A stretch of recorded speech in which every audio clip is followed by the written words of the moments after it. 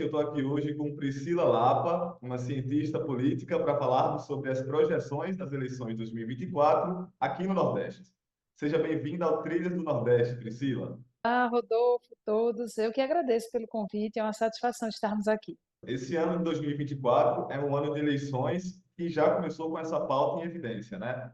Quais são as tendências gerais que você observa nas eleições de 2024 no Nordeste e quais os fatores políticos, sociais e econômicos que estão moldando as expectativas eleitorais da região?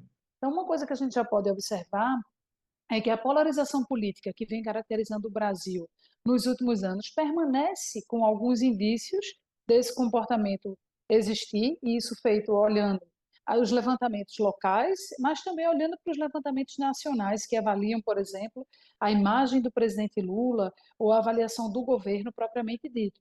A gente percebe que existe uma certa cristalização dos eleitores em torno daquelas preferências políticas que já vêm sendo colocadas nas eleições no Brasil, sejam elas eleições gerais ou eleições municipais locais. Então, uma certa tendência de permanência da polarização direita-esquerda, ela permanece, ainda que tenha perdido, né, um pouco de força diante de outras pautas. Por outro lado, a eleição municipal ela tem uma lógica própria. É aquela eleição mais próxima do eleitor, onde ele pode dizer, recompensar o gestor que ele acredita que foi responsável pela melhoria da sua qualidade de vida, da sua estrutura de vida, da cidade como um todo, ou deve punir, né, não reelegendo ou não elegendo um sucessor para aqueles gestores que são considerados ruins ou são mal avaliados por esse eleitorado. Já é possível observar um maior otimismo com a economia, né? A gente não vive mais o processo pandêmico e, por outro lado, na mudança de governo federal, a gente tem mais anúncios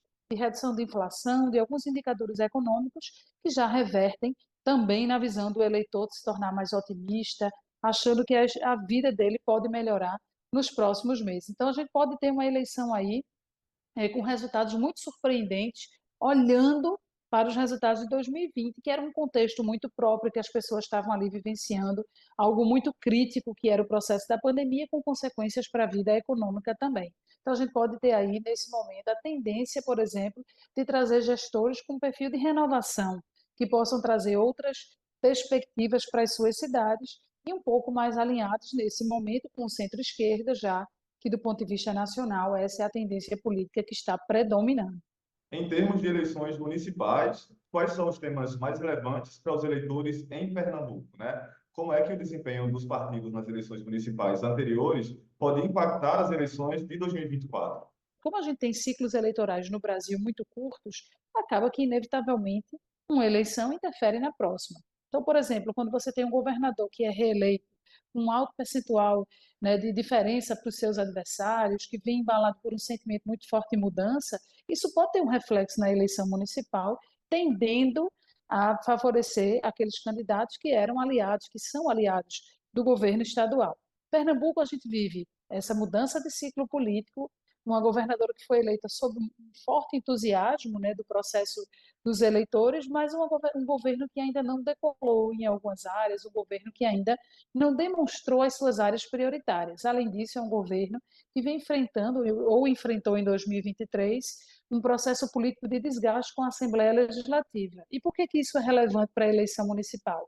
Porque os deputados são os grandes apoiadores dos gestores locais.